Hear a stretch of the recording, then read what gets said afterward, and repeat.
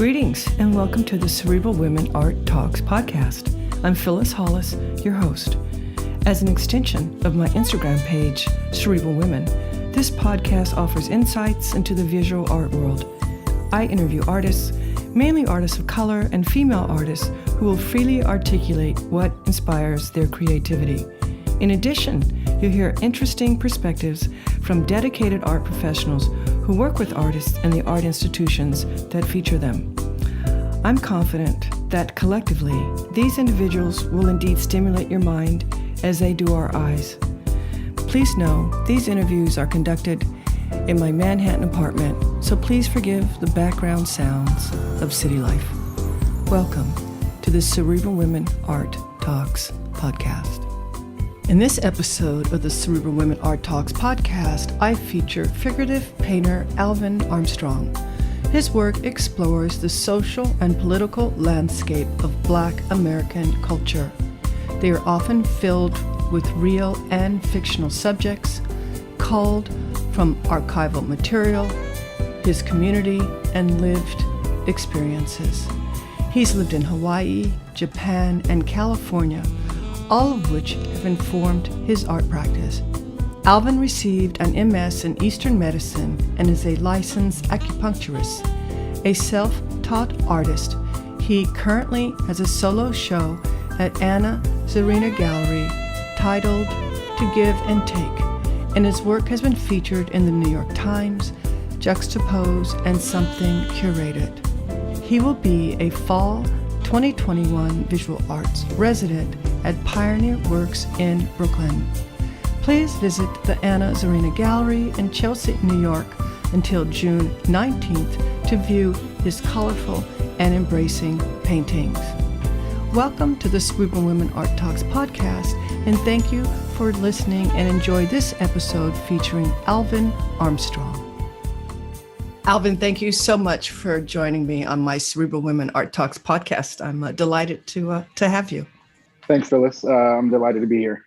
So let's start with you sharing with us when you discovered your artistic passion. Yes, I discovered the visual arts right around 32 months ago, really. Before that point, I really didn't have much interest in visual arts and painting and museums. And, I was just finishing up graduate school in acupuncture and, kind of had some self-reflection to do and just decided that before I begun to give advice to others on how or what they should do health-wise, that I needed to kind of make some changes for myself. And so I decided to get sober and cut out all alcohol and anything else that I was doing, bad habits. And in that process, if you can imagine, there were a lot of changes, but what I quickly realized is I had all this free time on my hands and I'm pretty restless if I'm not doing something. So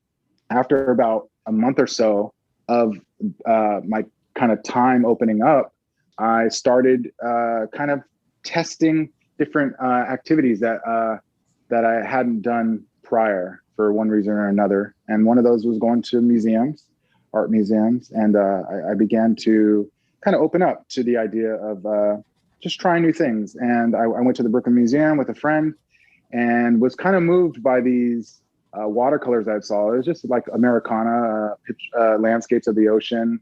And I don't know, they moved me a certain way that day. And my friend, I mentioned to my friend that maybe I'm going to try and design or try to design like furniture or, and she kind of suggested maybe you should try and paint, and the next day she actually bought me watercolor brushes and, I was pleased, but they remained on my shelf in my room for about 3 more months. And August 2018, I picked up those brushes. I called a friend that I knew graduated from RISD.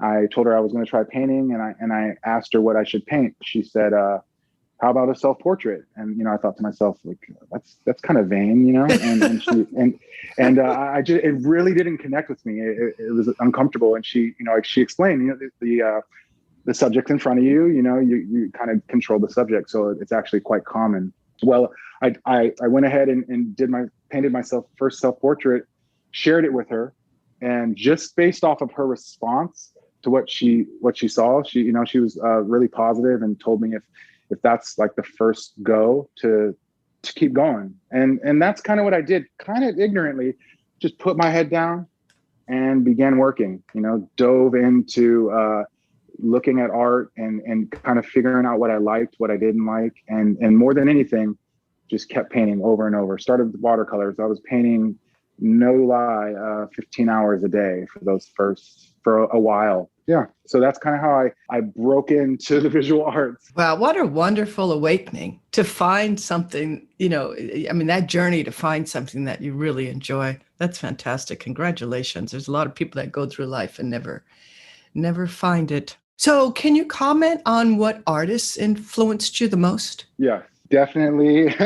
My art hero number one is Henry Taylor. And there's many reasons why this is, but what sticks out most for me is in diving into his work and beyond how skilled he is and how playful and exciting his paintings are. What I began to notice in like the interviews that I watched and any video I could get of him, just his fearlessness, and I really liked how he just seemed to just blow through his paintings and not overthink it. And with that came this energy that I was drawn to, and before I discovered Henry, it was Alice Neal.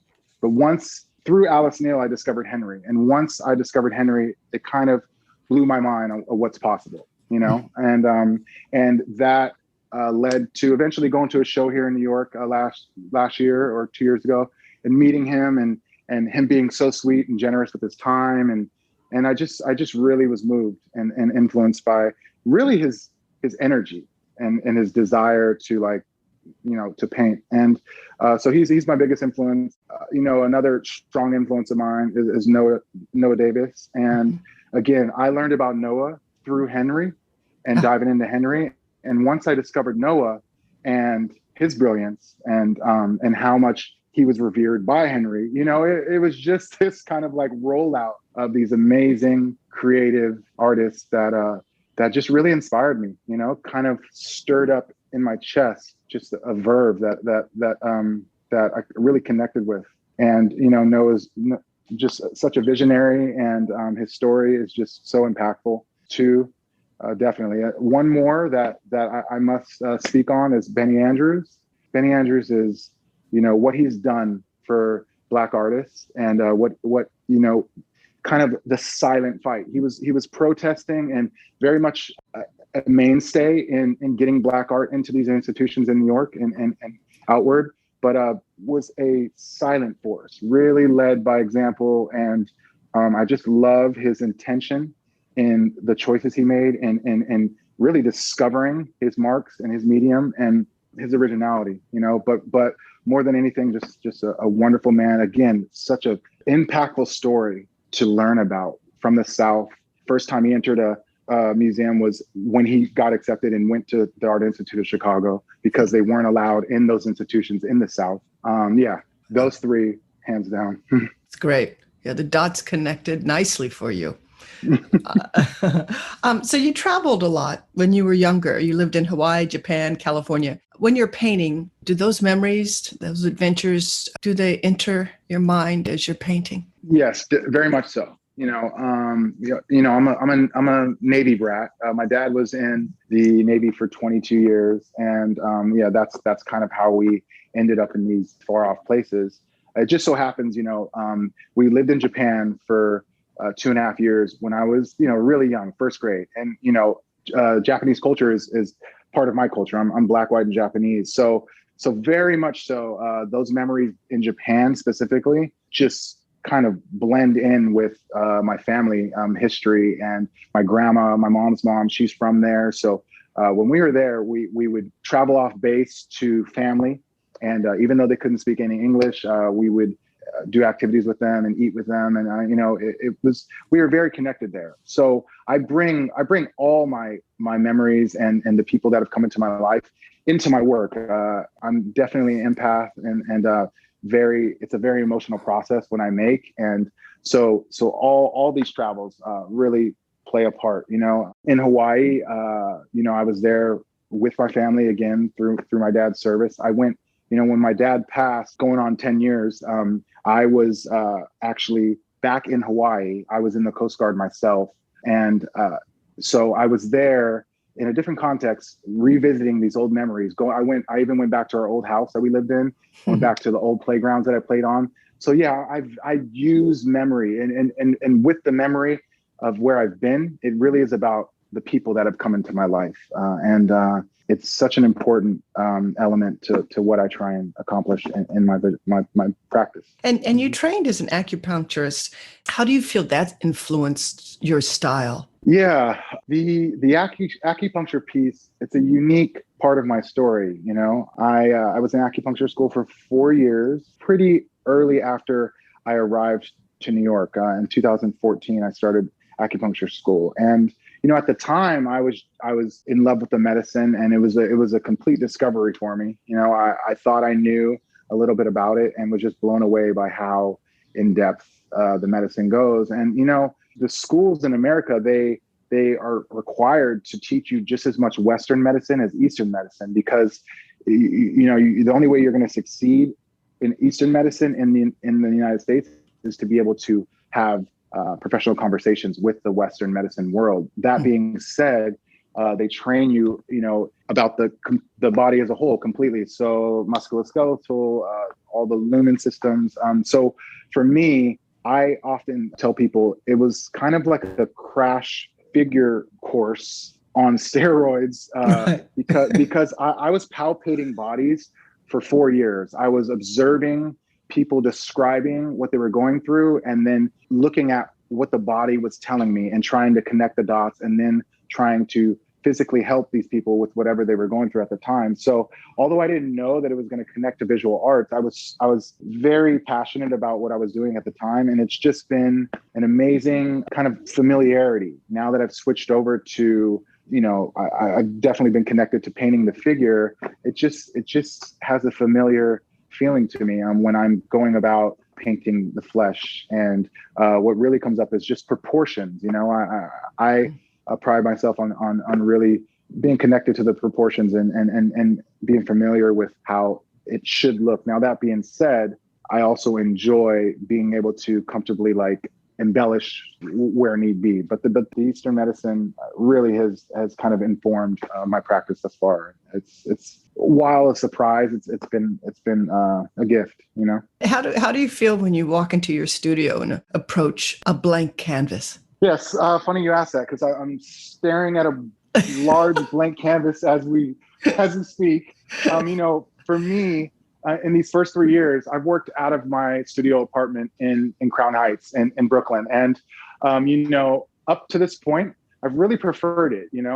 I'm obsessive in my practice, so I really love when I'm ready to get up, rolling out of bed and getting to work. And I live by myself. So the fact that I don't bother anyone in that process, it's really worked for me thus far. What I'll say to the blank canvas, it really depends on where I'm at in my practice. If I've just finished a series and I'm starting anew, then I'm going to feel completely different than compared to if I'm wrapping up a series of paintings that, say, I've worked on for the last few weeks. So currently speaking, I'm in the stage of wrapping up a series, and so the feelings that I feel are relief. I'm almost done. I can't wait to take a break. Because I'm pretty obsessed until I finish a series, and then I'm able to relax for a couple of days. But yeah, it's challenging to have the same amount of drive that initially was there in the discovery phase, right? If I'm seeking what's next in my process, then the blank canvas, there's more draw to it, I would say, in comparison, because I'm really trying to find what's next, So I hope that makes sense. There's a difference. It depends. And your titles, how do you decide on the titles of a work? Titles are so important to me, to each their own. I respect everyone's practice. For me, the language connected to the work made is such an important opportunity to, whether it's remember what I was feeling when I came up with it or, worked on it, or just to kind of draw the viewer in a little bit more. The titles are so important to me. Often I'll pull from music that moves me, or historical events, or I'll listen to speeches given and, from people that I admire. And I kind of pull my titles from words that have moved me in one way or another. So it's so important to me. And for me, the title, 90% of the time will come as I'm wrapping up, as I've dove into this, whatever painting I'm currently in, I'm so immersed in it that the title usually comes as it's drawing an end. Yeah, I like the titles. I'm looking at one now, Agony and the Thrill, the expression on the face of the winner. How would you define Black art? Black art for me is art that's created by a beautiful group of people who in America have for so long been marginalized in so many different ways. And I've always had so much to say, have continued to speak out and say what they've had to. I feel like it's a group of people that are finally kind of getting a platform to really be recognized for the talent that's always been around. For me, it's about the collective. It's about my contemporaries. It's about my heroes.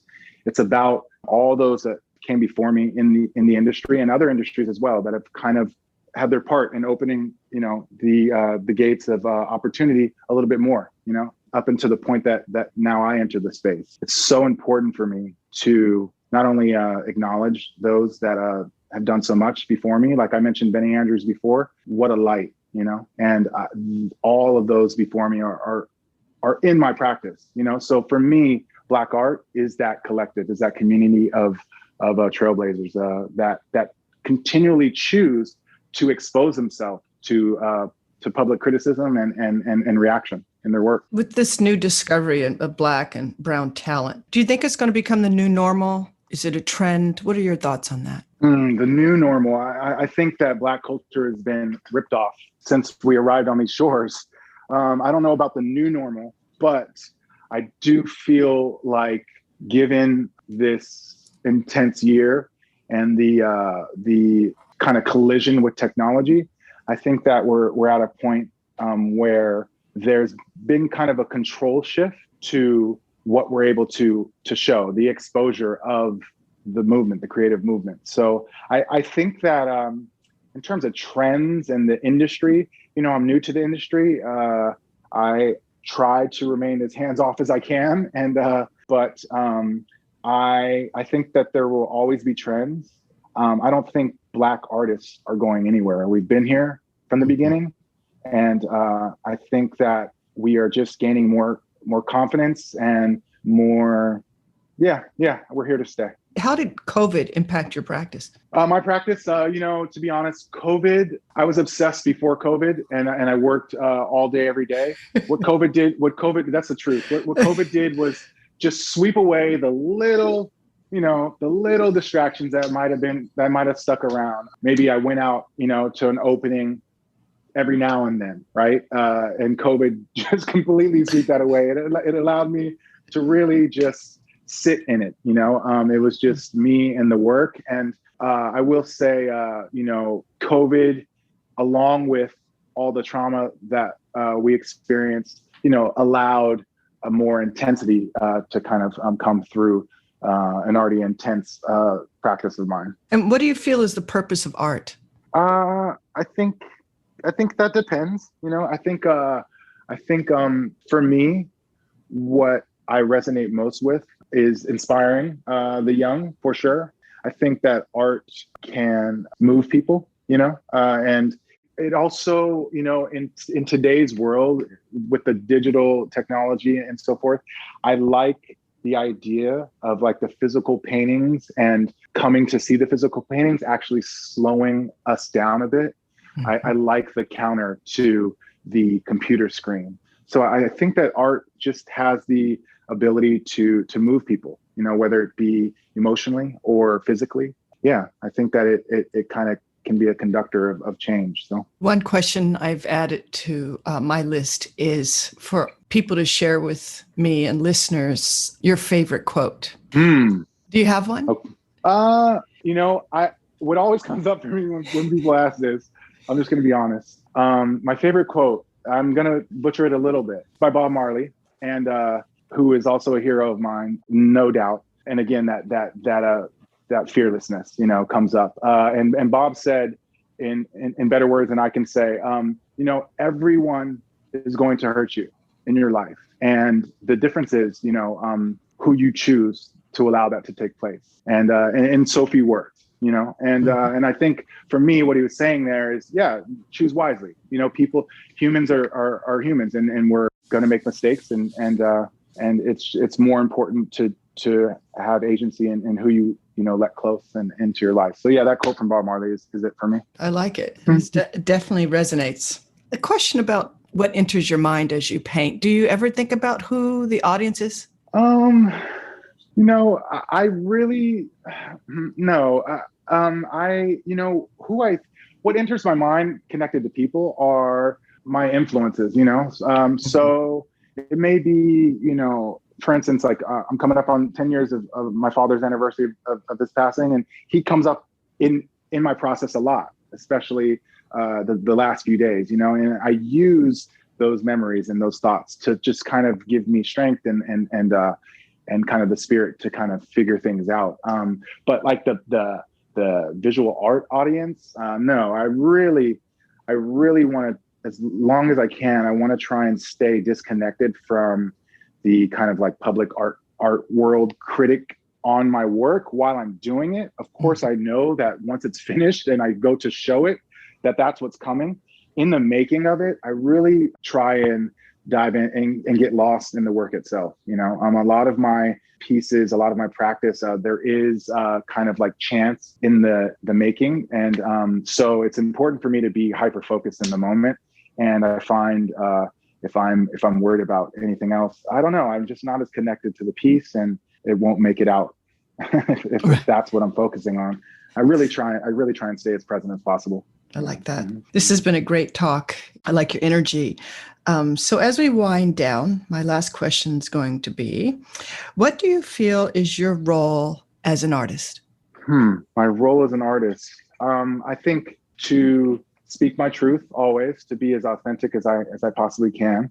Most importantly, as my platform grows, to turn around and reach back and help those who might not have been afforded the same opportunities that I have, who may need a little boost. I really am connected to the idea of everyone winning, and there's enough for everyone. So I want to reach back and help others, in all ways that I can, definitely.